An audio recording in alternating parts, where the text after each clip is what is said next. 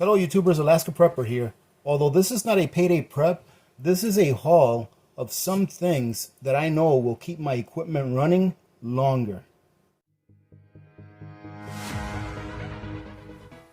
Hello YouTubers, Alaska Prepper here. So on the video where I reviewed the home and camp butane stove, someone left a comment on there that got me thinking. And this person said, what are you going to do if you run out of butane? Well, ladies and gentlemen, first of all, I don't really prep for an end of the world SHTF, okay? Like I said, crises have a beginning and crises have an end. And prepping is to get you through that crisis so that you can emerge on the other side just as well as you were before the crisis started. But it got me thinking, which is one of the reasons why I like to read the comments. So I thought to myself, you know, I should probably have more than 2 bottles of this butane for that stove. And I also thought to myself, I should probably stock up on some other items for my other prepping equipment.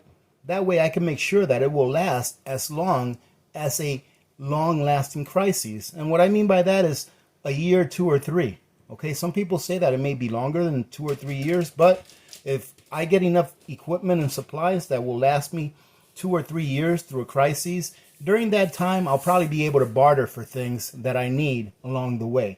So what I've got here today are some things that I picked up that I believe will be very important for my situation, for where I live, to have extra of. And in addition to that, I went ahead and picked up a couple of other things to add to my pantry. So I'm going to go ahead and clear this off, and I'm going to show you everything I got and tell you why I got it. As you can see, ladies and gentlemen, I went ahead and picked up 10 more canisters of butane for that stove. Why? Because it just can't hurt to have that. I feel that that stove that I reviewed, the home and camp stove, is very high quality, and I think it'll last me a very long time. So I feel very comfortable in getting 10 bottles of butane, especially when there weren't very many of them in the commissary, or not the commissary, the PX when I went to buy them. However, I made a special trip to Walmart just for these, so I picked up 10 of them. And I'm thinking about maybe going and picking up another 10 next payday. So we'll see how that goes though. But this is a good lesson, and I'm glad I read that comment because it reminds me, and I'm trying to remind you guys, that if you have equipment that you're putting aside for prepping, make sure that you have those peripheral items that that equipment needs, whether it be items to maintain the equipment or items to run the equipment. So I think that this is a good find for me. I'm glad that Walmart had them, and they weren't very bad. I think they were a little expensive, $3.50 a piece, but that's the best price that we can get around here. Now let me show you what else I found that I don't really need, but it's always good to add some to your stockpile. I went ahead and grabbed one of these large containers of butane that is used with the small miniature camping stoves or the Thermacell insect repellent. I thought it was a great deal. It was $9.99, whereas if I buy 2 of the half-size ones, they're like $6 a piece. So purchasing this saved me $2, plus it saves me from the inconvenience of having to switch it out faster. One of these, just to use my Thermacell on, will probably last me 2 to 3 summers easily. I also purchased a couple of chains for my chainsaw, being that I don't think that these things will be very available, and if they are, that they're going to be extremely expensive. Now these have already gone up in price, I would say by almost 50%, since I bought my chainsaw 3.5 years ago. So I went ahead and got a couple of these because I know that these will be used eventually, and I'd rather get them at today's prices than tomorrow's inflated prices. Well, ladies and gentlemen, just like the chains for the chainsaw, you can't run a chainsaw without 2-cycle oil. So I went ahead and picked up enough 2-cycle oil to provide me about 15 gallons of gasoline for my chainsaw. Now, for those of you that don't use chainsaws, I would say that depending on how much wood you go through a year, it would take about 5 gallons for me to put through my chainsaw in 1 year to cut enough wood to keep our house warm through the winter. So this here is enough for about 3 years worth of 2-cycle oil to treat my gasoline with.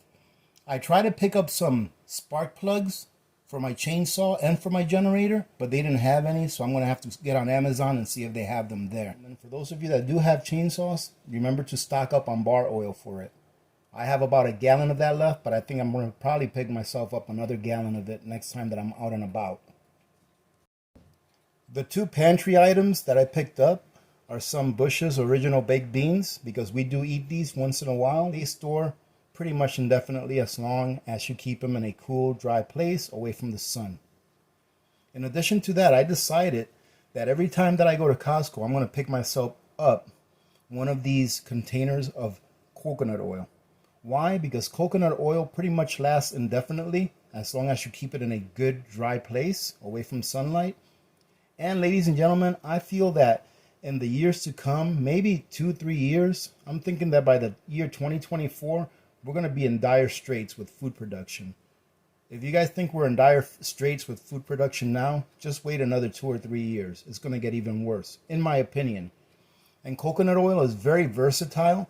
Not only can you cook with it, but it's good for your teeth and your gums. You can make toothpaste out of it. You can make deodorant out of it. There's plenty of things you can do with the coconut oil that is good for you, and it lasts forever.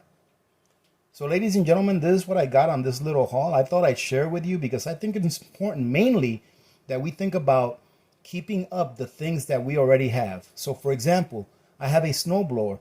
I need to look into getting an extra spark plug or two for the snowblower. I need to look into getting some silicone so that I can spray the inside of it after the winter's over so that it won't rust. If you have a chainsaw, look into getting some spark plugs, some extra chains, some extra 2-cycle oil, whatever it is that you may need in order to service that item that you have that you're saving for your preparedness. Make sure that you have the peripherals that you will need in order to upkeep it and run it. All right, ladies and gentlemen, I hope you got something out of this. Thank you very much for joining me today. I hope you guys have a great week. Remember to be good to each other. When good people do good things happen. Remember to reach one, teach one, and repeat. If we all did this, the world would be a better place, and you know that it will be a better place. Many blessings to all of you and your families. This is Alaska Prepper. I am out.